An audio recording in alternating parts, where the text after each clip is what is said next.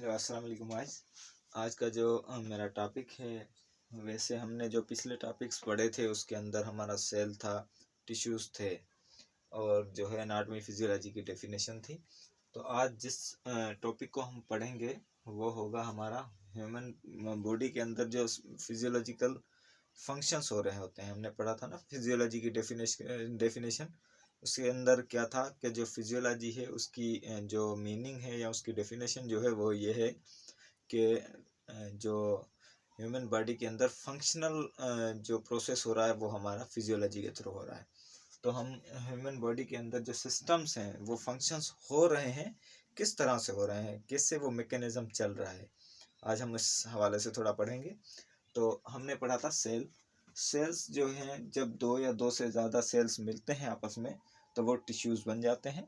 Tissues जब दो से ज़्यादा या 4, 5, 6 या 8 टिश्यूज़ जब मिलते हैं, सिमिलर जो है सेल्स मिलकर सिमिलर फंक्शन परफॉर्म करते हैं तो उससे टिश्यू कहते हैं। उसके बाद है हमारे टिश्यूज़ मिलकर ऑर्गन बनाते हैं, ऑर्गन मिलकर ऑर्गन सिस्टम बनाते हैं और ऑर्गन सिस्टम्स जो होते हैं वो मिलकर हमारी पूरी जो बॉडी होती है, ह्यूमन बॉडी या जो है एनिमल बॉडी जो है बनती है हमारे ऑर्गन सिस्टम्स मिलकर।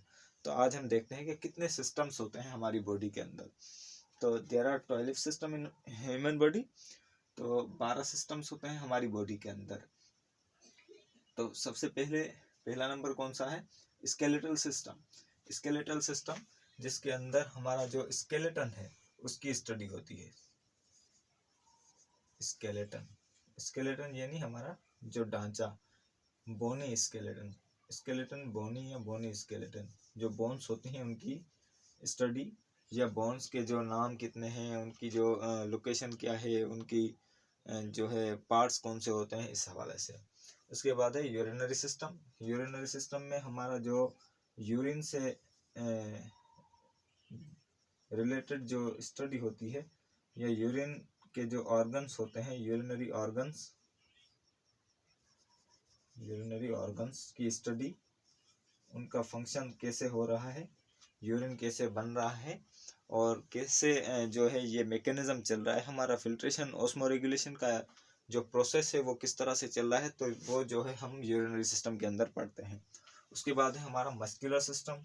मसल्स की स्टडी को मस्कुलर सिस्टम का बोला जाता है, मस्कुलर सिस्टम के अंदर पढ़ा जाता है।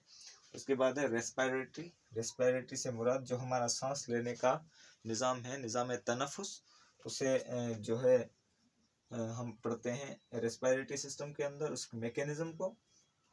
उसके बाद है कार्डियोवैस्कुलर सिस्टम।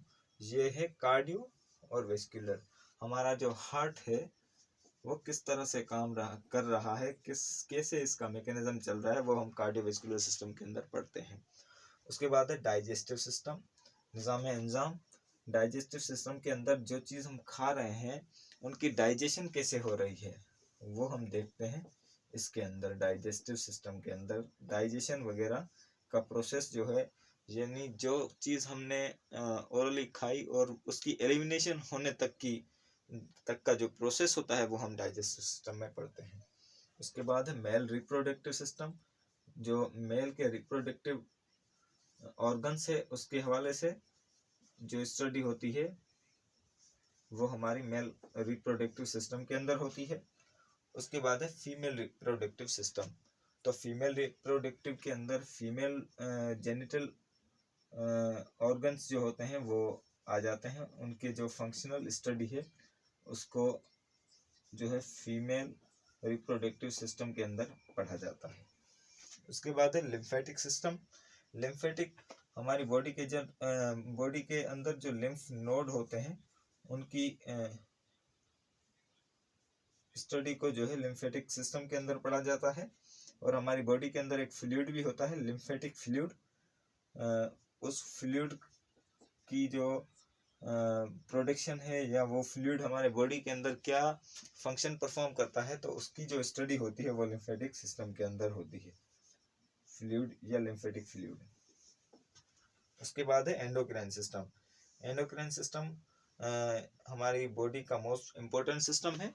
इसके अंदर जो है एंडोक्राइन और एक्सोक्राइन जो ग्लैंड्स होते हैं एक्सो और एंडो।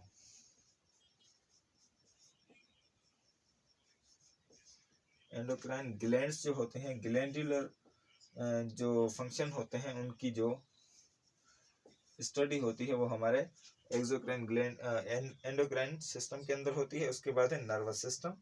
नर्वस सिस्टम हमारे हमने पढ़ा था नर्व सेल या न्यूरॉन्स या न्यूरॉन जो नर्व टिश्यूज थे उनकी स्टडी जो है, बेसिकली नर्व हमारी पूरी बॉडी के अंदर एक नेटवर्क होता है और ये जो है हमारी बॉडी से जो इंफॉर्मेशन होती है हमारे टुवर्ड्स ब्रेन ले जाता है और ब्रेन से जो मैसेजेस आते हैं बॉडी तक पहुंचाने के, तो ये हमारा जो नर्वस सिस्टम के थ्रू होता है कोऑर्डिनेशन का काम।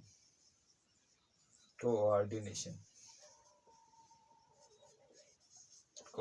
का काम इसके जिम्मे होता है। उसके बाद है इंटीग्यूमेटरी सिस्टम।